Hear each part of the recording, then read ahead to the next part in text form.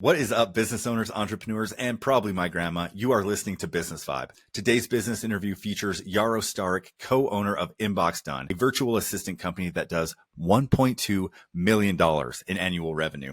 He takes us through how he validated the idea for InboxDone and what marketing channels have worked best to grow his business. This interview is a little different. Instead of myself asking the questions, Yaro reads his answers directly to you, and he's got the perfect Australian accent for the job. If you enjoyed this interview at all, please hit that subscribe button. There are plenty more interviews to come. Enjoy. Hi, Corey. This is Yaro. Thank you for sending through your questions. I appreciate choosing me. I'm going to answer all the questions. I'll also read out each question as I go, just to give you that reference point. So here we go.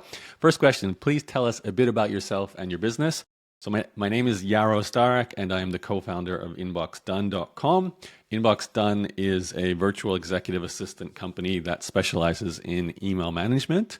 We've been in business for about 7 years now, and pretty simple business. We step into a person's life, especially their inbox, and reply to their emails for them. Provide 2 assistants to every client. Our clients are usually small business owners or leaders in small companies, and they're just drowning in email and all the tasks that emails trigger. And we step in and take those tasks and those emails away from them. We reply to the emails, not just manage them.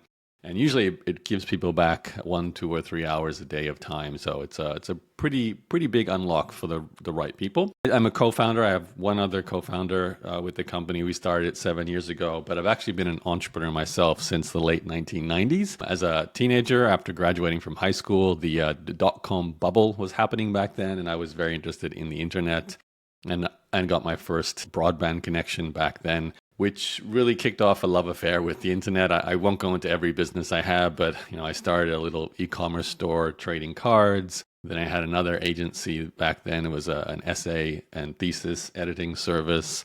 Then I got into blogging and podcasting, and I had a whole career there for about 15 years as an online coach and teacher. I wrote content. I had a podcast. I created courses, wrote ebooks, spent a lot of time just being a creator and making a very good living doing that. It was a lot of fun. And then 7 years ago, InboxDone was started, actually because way back when I was in my early 20s, I was drowning in email, and I had to delegate email to an assistant, and I always thought that was a service that more people needed. Although it took me 13 years later to actually start the business, the idea was back in the early 2000s. Your second question, what inspired the idea of your company? Okay, well, I've just started to answer that. So the slightly longer version, I was running an essay editing, kind of a very small agency. I was like 20 years old, so I was just learning about business and entrepreneurship. And I had some success. It took a while, and I was reaching the point where I did want to travel. Basically, that's the simple answer. I wanted to have a bit more time freedom. And I was very big on the idea of a lifestyle business that gives you the freedom to choose how you spend your time. And email was the thing I was trapped to. So it was kind of like the last step in what you'd call systematizing a business. I needed to bring on a person who would reply to the emails, which in a lot of ways meant they would run the business, because the business was run entirely through email. All the jobs from our clients would come into the inbox. All the communication with our contractors who did the work was through email. You can, check the money came in. All of this I basically handed over to my first ever email assistant. She was a friend from university, about to have her first child. She was looking for a stay-at-home job. We thought we'd give it a try, and it took a while. I had to spend a month or two just teaching her how to deal with each different situation that hit my inbox, and how to process an email, reply to an email, and how to deal with situations that those emails refer to. But once I was up and running, after a month or two, I would wake up in the morning and my inbox would be empty, which I think was probably one of the biggest breakthrough moments in my life. And it's actually the breakthrough I love to give our clients today. That feeling of waking up and having 0 emails in an inbox is pretty special. So that's the origin story for the idea. Third question, can you walk us through the process of developing your product? Yeah, so in our case, it is a service, but it's very much a productized service. So the way it actually started in terms of the actual business starting, so as I said, the idea for it was all the way back in the early 2000s, and it wasn't until around 2016 that I was winding down from my coaching teaching business and wanted to start something new, something that wasn't about me, could have a team behind it. So I had this idea for this service, and I wasn't sure if it would work, if it could be profitable. but I knew how to test it. So at the time, I actually had 3 people on my inbox managing my email because I had quite a few customer service questions come through for my coaching business. And one of them was a very proactive person. Her name was Claire, and she had a lot of leadership qualities. She was always asking for raises. So I thought she might be the perfect person to be my co-founder and test this idea up because we could combine the 2 things we needed. She could be the first person to be the email assistant for our clients because she had the skill from doing that for me. And I could bring hopefully the first few customers because I had a small audience with my blog, my podcast, and my email newsletter. So I could go to my audience and say, who wants to have their email managed by the same people who manage my email, which is exactly what I did. I went to my newsletter. I sent an email like that. We ended up getting 5 people interested. I did calls with all 5 of them. 3 of them was serious. 2 of them signed up. And those 2 became our first clients. We charged $1,000 a month, and my co-founder went to work managing their email, building the systems that we use in my company for them, and see if it worked. Short answer, it did. They were happy. In fact, one of them is still with us today, 7 years later, and we were able to see that there was a profit margin, so we could actually build a business around it. Obviously, there was a lot to learn still. We'd never hired anyone else to do the service. It was my co-founder being the only person providing the service to start with. So that's how it started. And then going forward, we had to learn a lot more. So I was on the marketing side. I had to keep figuring out how to find our next client and our next client and our next client. I'm still doing that today. And my co-founder started to build a team. So she created systems and processes. And to do what I said before, we productized our service. So today, we've got a team of about 70 contractors, as well as a management team of about 6 or 7 people. The process we go through to deliver the service is very much a process. So, we have one core service. It's a subscription-based service. So there are different prices, but it's only for the same service, just more or less of it, the number of hours we work. And that's it. There's no complicated pitching. There's no quoting process, no negotiating. It's like, we're going to manage your email. We're going to do all the tasks. We have a system for taking it all over. We obviously have a hiring and training system to find the right people to do this. So it is a very systematized service business. Next question. When you started building your business, when did you notice traction, that moment? Yeah, that's always the first sale is always a big deal. I guess you could say those first 2 in the test run with my newsletter, once they'd been onboarded, once we knew that they were finding value in the service, and that my co-founder was able to do the work and still leave a profit margin. So, pay her as the first contractor, but leave a profit for the company. That validated the possibility that this would work. That's probably the time where I was ready to put more energy into it. We didn't even have a website yet. That's how simple it was. We just went to my newsletter. So after that, we had to build a website. I think for me, though, the real this is going to work was the point where we hit 10,000 a month, which actually happened really quickly. It's kind of funny to think back because the initial start was quick to 10,000, but then we went through a really slow period of actually a number of years. So I went from very excited to, oh my God, this is growing a lot slower than I expected, especially after that fast start. But I'll save that story maybe for some of your future questions here. But yeah, definitely within the first year, we knew we had something that people valued, but it's a service. You're dealing with people. There's always variables that you have to deal with. And the bigger you get, the more variables you're dealing with. So like all agencies, it's not necessarily the easiest business to run, but it's an easy business to start. That's what I love about it. You can test service business ideas very quickly, very easily. You just go out there and see if someone wants a service, and then you deliver it. Question number 4 or 5, what strategies have been most effective in acquiring customers and reducing churn? Okay, yeah, 2 sides of the equation there. So I'm on marketing. Acquiring customers has been, it's a constant, never-ending battle, really. The initial starting point, as I said, was my own audience. Really easy. Just go to my newsletter subscribers who wants the service. Then I went to my social media following. I continued to go back to my newsletter, my blog. I mentioned it on my podcast, I sponsored my own podcast with my company. And that all that brought in our first 3 or 4 clients, which was good because it helped us just to perfect our systems, learn more, and in fact, hire our first team members to deliver the service, which was really important because that's actually where we built a company. When it's just me and my co-founder, it's really just a test. Once we had our first staff member, it's like, can they deliver the service that we've come up with? From there, marketing was a series of experiments, which we still do today. We've done Google ads. We've done a lot of work on organic SEO with Google, so creating content for our blog, our website, LinkedIn ads, Twitter ads, Facebook, Instagram, Meta ads.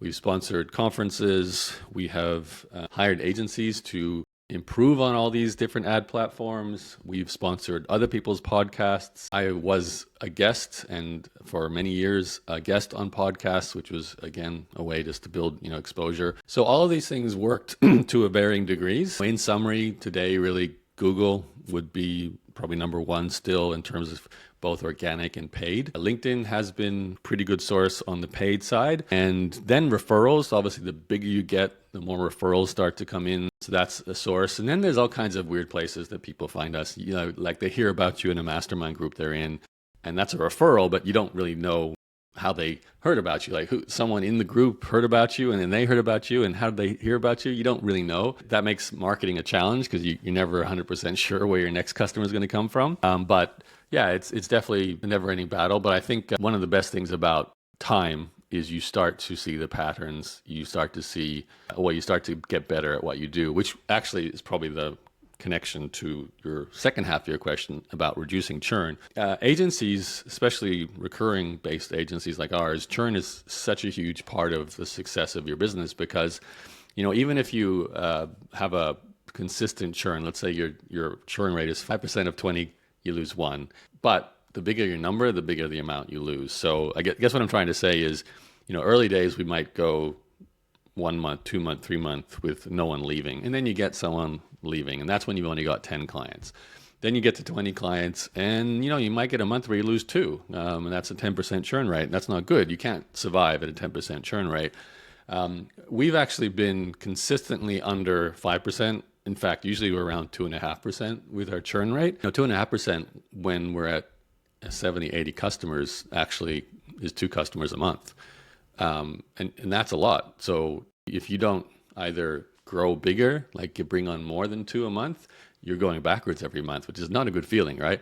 So if we have 1,000 customers and we have a very, very low churn rate currently of 2.5%, that's 25 customers a month leaving our business, which is crazy to think about because that's, it's a lot. And it doesn't take long before, 25 a month times 12 months, you're losing 300 a year. Yeah, then you're pretty much, you're dead in 3 years. So it's pretty scary if you're not adding more customers, obviously. But actually, I'm pretty proud of our churn rate. Like if we stay around 2.5%, I think that's actually realistic because at the end of the day, you cannot expect everyone to stay with you forever. There's going to be reasons people leave. They have issues with their funding. They bring on new staff. Situations change. That's always the case. So if we stay around 2.5% forever, I'll be very happy. The reason why I guess it is as low as it is for us is we have, first of all, a service that is very much never ending. Everyone gets emails every day and never stops. So we always have something to work on for people. It's not like a project where we do it, we finish it, it's done. Nope. Tomorrow there's going to be another 100 emails in your inbox and we're going to deal with them for you. So that helps. Obviously, it helps that we have our own systems and processes. And a lot of that's about the onboarding, how we first introduce our team to the client, how our team onboards with them, learns how to reply to emails, embeds with their process, works directly with them, builds a relationship. All these things makes our service very much embedded in the life and the business of our client. So that's also helpful. I could go on more. There's a lot in our hiring that we look for, quality control. We don't offshore to low-cost labor. Most of our team are North American, Canadians, Americans. There's reasons we do that, especially around just written English, emotional intelligence, empathy, communication skills, problem solving, all those kind of issues. Email is very dynamic and you need a certain level of skills to deal with it. So that's probably the main thing. But I do want to emphasize this connection between churn and growth. So if we're adding 4 clients but losing 2, great. We're growing and we're growing at a pretty good rate. I can look back though, and there'll be a month where we'll have 0 churn and we'll get 3 clients. Still great. Then we'll have 6 clients, but lose 3. Still good. But then we'll have, around Christmas, often it happens where people are thinking about New Year's, tightening up their budgets, whatever it might be. They cancel the service and suddenly we'll lose 5 clients in 1 month. Maybe we'll be okay because we'll also get 5 clients that month or not. So It can be frustrating, especially when you're working on marketing, because you're really pushing hard to get every client, and then every time you lose one, you feel like it's fruitless. Our company has grown. We're well over 7 figures now. So overall, it's grown more than it's lost, and I hope that continues. Is the short answer, right? Okay, moving on. Next question. How much revenue was your best year? Include margin if possible. Okay, yeah. So to answer your question, I just mentioned that we're a 7-figure business. We're almost. I think if we're talking our last, or probably do 1.5 million. The end of this year, maybe a bit more in revenue. It's been a good year, but as I said, you never really know. Like we've had bursts, and then suddenly we'll just sort of stagnate and stay where we are, and then we'll go through a burst again. It is that kind of business. That's what service businesses are like. So I suspect we'll just keep doing what we do, which is roughly 25 to 50% growth every year. And honestly, if that kept going, I'd be very happy. In terms of our margin, the margin is always hard to kind of discern, because I'll put it simply, myself and my co-founder, we will take out whatever's left over every month, depending on what I should say. We take out the profits, but the profit is really just salaries for my co-founder and I, and that will be very variable because it depends on, for example, we had to pay for our insurance last month. That's another $3,000 just added to our variable expenses. But if you put it kind of simply, there's a core expense of our team that we have to pay, and that's by far the largest. Then there's marketing and software, which will be, probably another 10% of the margin. And then the rest of the margin, which you would call profit, or maybe retained earnings or seller discretionary income, I think at the size of our business is what it's actually called. So seller discretionary income, which I say that seller because that's when you're selling your company. It's really the owner's discretionary income. And we don't pay ourselves a salary. So there's no set expense for the co-founders. We just take out what is left over. So it really does vary a lot. There can be amazing months and not so amazing months. But I will say the margin, call the money that the founders take as the profit margin, somewhere between 20 and 40%. A month will be the margin. I think to be a true entrepreneur, you have to obviously look at the margin that's not paying the leadership team. So if myself and my co-founder were replaced and we hired people, and they'd be well-salaried people, probably both of them would be 6-figure staff members, because one's the CEO and one's the CMO. That's me and my co-founder. The margin would probably drop to actually what is traditional, around 20%, I would say, would be what the company earns just as profit overall, and that would just go to the owners, obviously, or just stay in the company, and that's pretty typical for a service-based business. But yeah, as two co-founders right now, it's taken a while. Like I took zero money out of the company for the first 3-4 years because I wanted to keep putting back into marketing and growth. It's definitely been better the last 3 years. Let's put it that way. What is your biggest overhead expense? So I just mentioned that our team by far, because we have a team of about 80 all up. Almost all contractors. Well, actually, they're really all contractors, including ourselves. And that's part of our business. In order to grow, we need to grow our team, and we're always doing that juggle between hiring and the demand. New clients, new hiring, new clients. That's the way it works. What was your childhood like? Were you slinging candy on the playground? So not slinging candy on the playground. I think I know what you mean. Was I trying to sell candy on the playground? I was not doing that, but I definitely had some, desire for independent income and being able to make some money in non-traditional ways. I guess the obvious thing for me, I did not have a lemonade stand. I grew up in Australia, and they had this thing called the Trading Post, which was essentially a pure classifieds newspaper. I loved it. Every month, it came out every 2 weeks. And it was just full of secondhand stuff for sale. And I initially was using it just because I'd like to, buy Nintendo games or things like that. But later, sort of when I was 16, 17, I started to use it just to sell stuff. Even before that, actually, I would sell my old toys. I would sell my video games. More often than not, I was just selling old to buy new, like try and generate some cash for the latest Nintendo game by selling all my old stuff. And that certainly showed me the potential of, I guess, e-commerce. And there's money to be made selling items online, or I should say not online, it was a newspaper, but it eventually did go online for obvious reasons, as they all did. And then eventually I think went out of business, but that's what happens to classifieds. Yeah, and then much similar to that, I got into eBay, and that's where I continued to sell some things.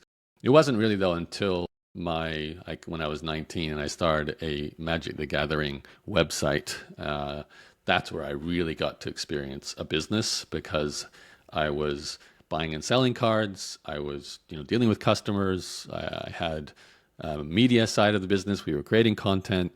In fact, I think for me, media has always been the sort of one consistent thread. I've always enjoyed publishing content, having some sort of content as part of a business. Even though my current company, InboxDone, it's probably the least content-oriented business. It is a service.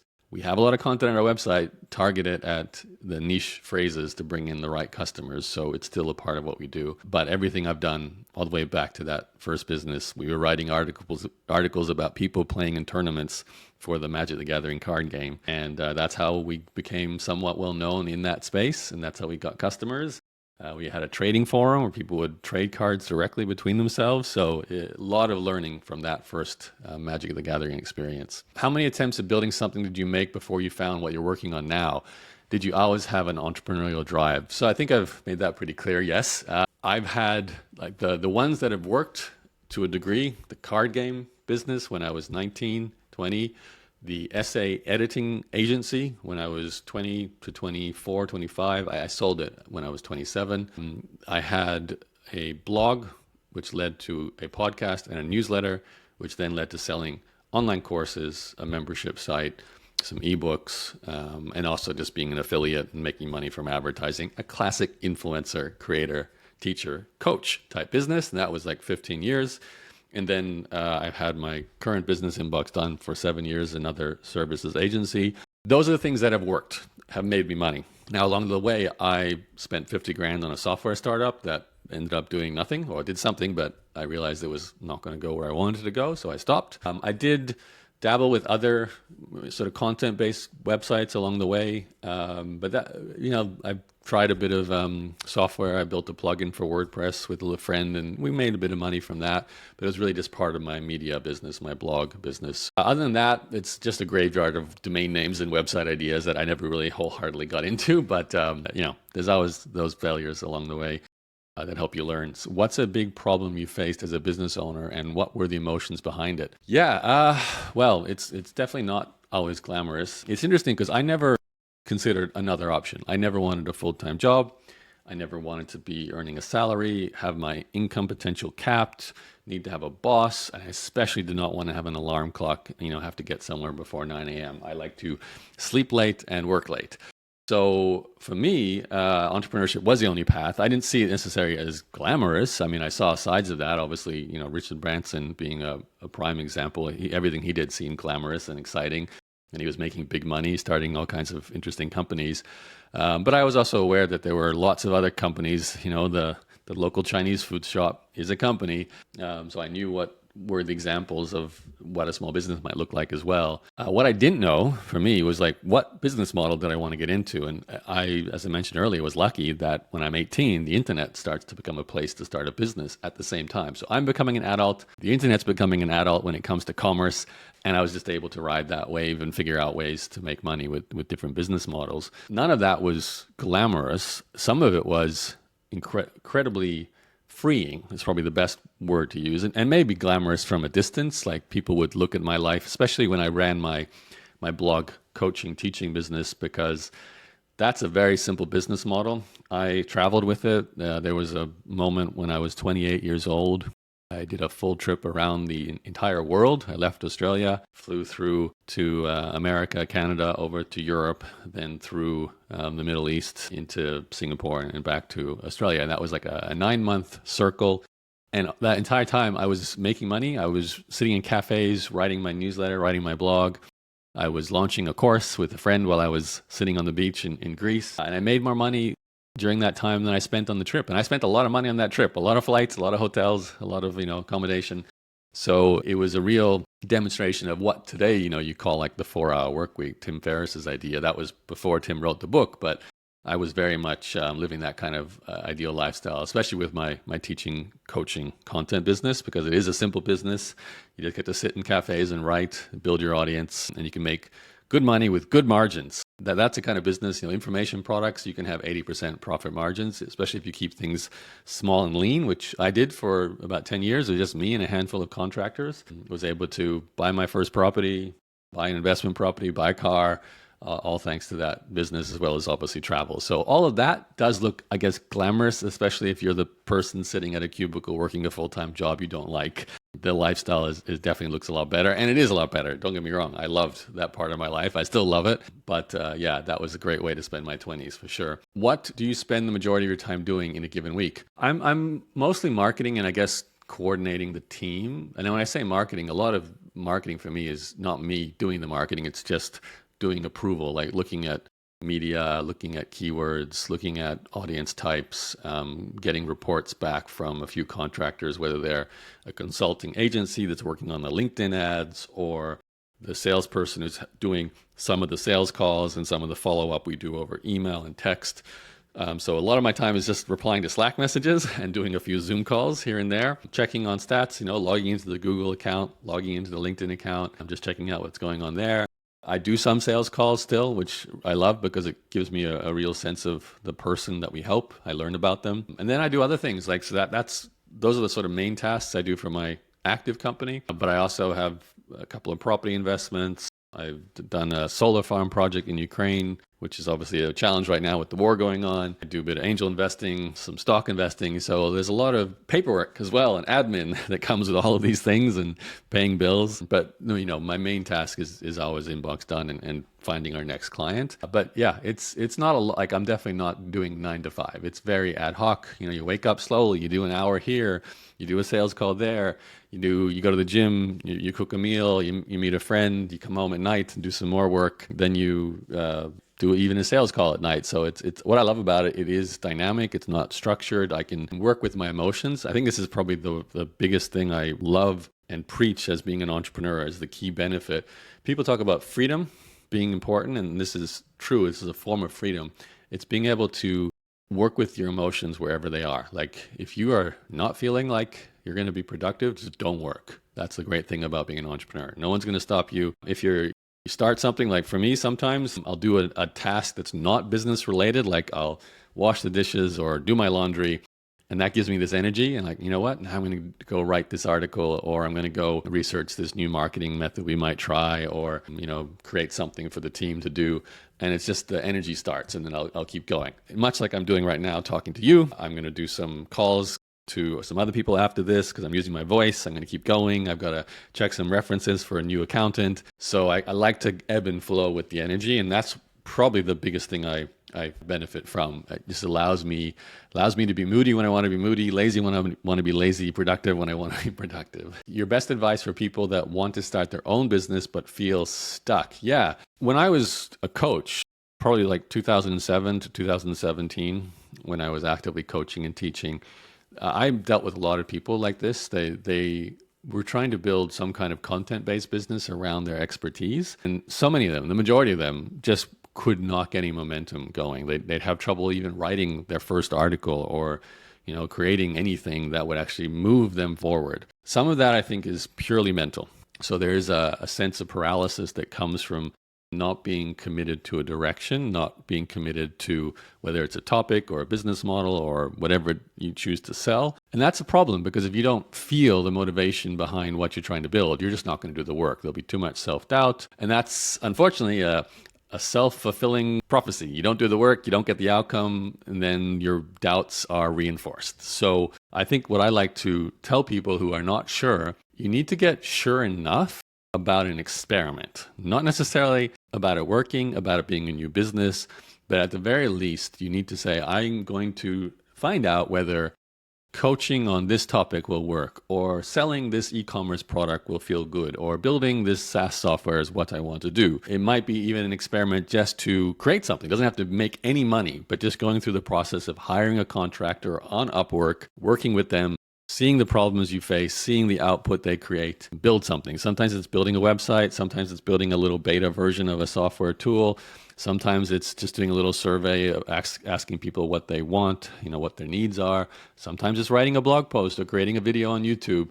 Just something that's like, okay, I need to find my motivation and I need to learn. And learning only comes from action. And then this is probably the most important point. Get tangible results from any sense of contemplation or study or looking at other people. You can do that for motivation, you can do that for learning, but you won't get any kind of tangible, accessible reaction from the world until you do something that puts something into the world. So that's what I encourage people to do.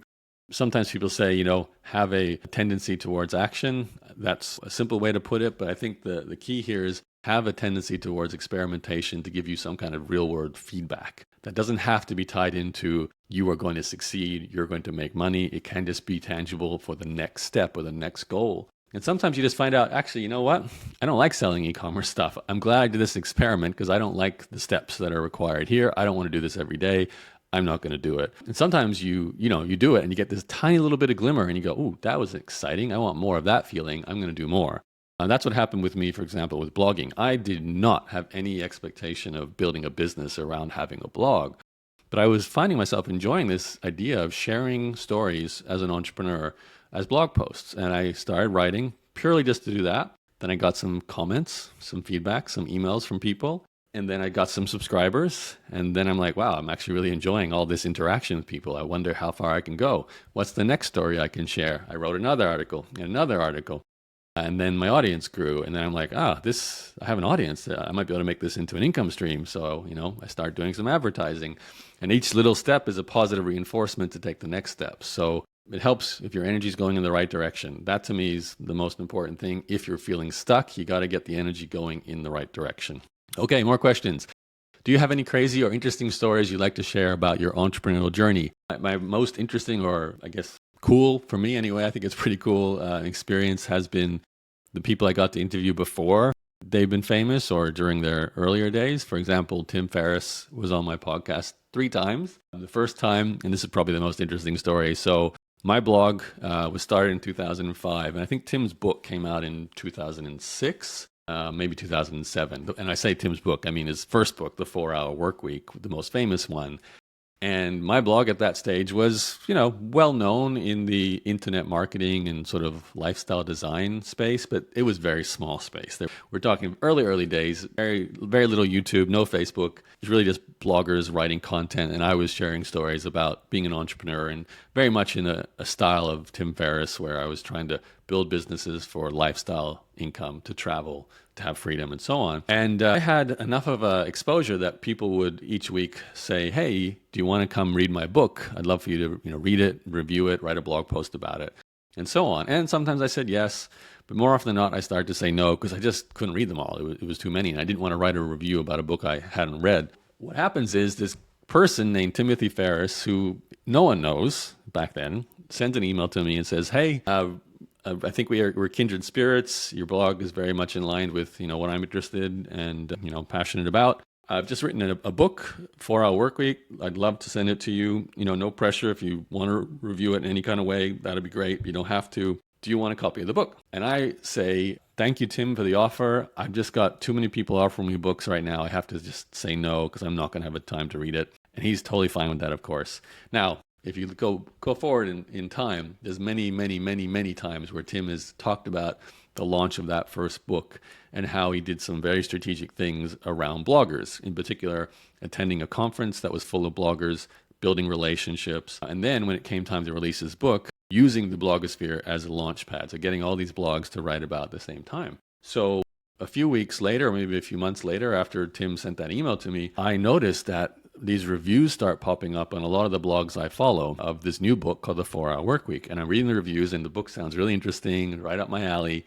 And I'm starting to regret the fact that I've rejected Tim Ferriss's book when he emailed me. So I email him then and say, hey, Tim, changed my mind. I'm seeing all these reviews. I'd love to get a copy and read your book. So he sends me the book. I read it. I eventually have him on my podcast, I think a year later as well, for the first time, and later on another 2 times. And for a while, he would actually be very much responsive to my emails and available to me. Then he became incredibly famous, and now he's too busy and it's very hard to reach him. But it was nice to have that kind of connection. And there's been, over the years, a number of people who I've connected with, especially through podcasting, that I was surprised. Once you have a podcast and you invite people on, they'll show up. A few billionaire entrepreneurs that you wouldn't have heard of. They're more behind the scenes. And then some people who are, TV actors. Had the creator of the MacGyver TV series on the podcast, which is kind of random. I would never have thought a business podcast would get me those kind of people. So it just showed me how much potential there is to reach people through the internet, even if you're just a podcaster or, or just a blogger or writer, content creator. So that's probably the most fun story I've got to share. There's obviously others, but yeah, that's a fun one. Next question. Do you recommend any specific books or education that has had a massive impact on your journey? In terms of business books, I think, like, if I go back in time, I find there's two types of books. There's motivational books that are really inspiring, give you a lot of stories about an entrepreneur. You just walk away feeling like you can do anything and you want to build an amazing business. Sometimes you get a bit of insight too into the mindset and maybe some of the business models that they're using, but you're not getting a lot of tactical things. You're not learning like a step-by-step marketing technique. And then there's the tactical books, which is when you do get more of the tactical step-by-step, kind of like, here's a case study, here's what we did, here's why we did it, here's what worked. And that to me was often a lot about copywriting, like really about positioning, the words you choose and all of that. That's just a whole subject in itself. So in my life, the early days were filled way more with inspirational books. Richard Branson's, I think, Losing My Virginity was the first half. He wrote a second one, I think, called Finding My Virginity, which came out like 20 years later. They're both really good. They both cover all of the amazing business things he's done. But his first book was really influential on me back then. I think the E-Myth Revisited, I read too in those early days. Again, this is before the 4-Hour Work Week, but the E-Myth was kind of the 4-Hour Work Week before the 4-Hour Work Week, because it was all about how do you build a business that can run without you and give you that freedom to do things like the 4-Hour Work Week. So I certainly found the E-Myth a very helpful book for me to realize that a business doesn't need to be a job that sucks all your time, which unfortunately for a lot of entrepreneurs, that's what happens. I remember this too, because when I was like 18, 19, I was looking at different businesses to start. I noticed a lot of the entrepreneurs were working 12-hour days and actually seemed to be more stressed than people who had 9-to-5 jobs. And I was like, geez, I got to be careful here, because I want to avoid the 9-to-5, but I don't want to swap the 9-to-5 for the 7 to 11, that ends up being more stressful for less money. So I got to be careful what kind of business I choose and how I build teams and systems around me, so that I can work on a couple hours here and there and get a good financial result. So the E-Myth was a big part of that. There were some other books that, again, more motivational. The Richest Man in Babylon, The 1 Minute Millionaire, obviously Rich Dad, Poor Dad. That to me wasn't as big for me because I'm not super into property investing, but that's great for sort of pointing out some of the things that help you get rich. What is it? Napoleon Hill, Think and Grow Rich. A lot of these are, again, they're more aspirational, inspirational than tactical. Later on in my life, I started to read more biographies that I think really help you get more of a sense of scale and time and the steps required. For example, I'm listening to an audiobook now about the creator of Whole Foods, which is possibly my favorite place on the planet. I love going to Whole Foods.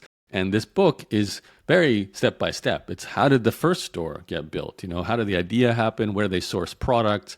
What makes it work? It's about setting up the aisles in a certain way, the signage they use, the placement of the store, the movement in the economy towards healthier food. You can start to see all these things coming together. And then you fast forward chapter by chapter, the second store, the 10th store, acquiring other stores, the IPO, all these big steps, but it builds on the previous steps. So I think any kind of bio, and I've read a lot of bios about businesses from Starbucks to eBay to Google to Facebook to Twitter to Amazon to smaller sites. Back in the day in Australia, I read a great book about realestate.com.au, which is Australia's large real estate website, how that got started. So I love tech stories about startups that did big things. Airbnb, Uber, you know them all. All great stories, turned into movies and TV shows. Next question, anything you'd like to share with the audience? A shameless plug, new features, etc. Okay, just for me, there's only two things. There's my current company, InboxDone.com. If you are drowning in email, calendar scheduling, admin tasks, we provide virtual executive assistants who will step in, roll out our process to take over replying to your emails, doing all the tasks that those emails trigger, which might be things like follow-up, entering data into CRMs, onboarding processes, invoicing, following up with potential customers, and then other things, booking research, helping you manage and coordinate events, all the things that an EA, an executive assistant, can do, especially email. That's what we are great at. Check out InboxDone.com. If you just want more of my own stories, I still have my blog. I still have a lot of teaching content on it. It's called Yaro, YARO.blog. And you can dive into the back catalog there of everything, including those 3 interviews with Tim Ferriss. They're in there as well. Those are the main places to find out about me. Okay, Corey, I'm going to end there. I'm going to call it a day. Thanks for including me.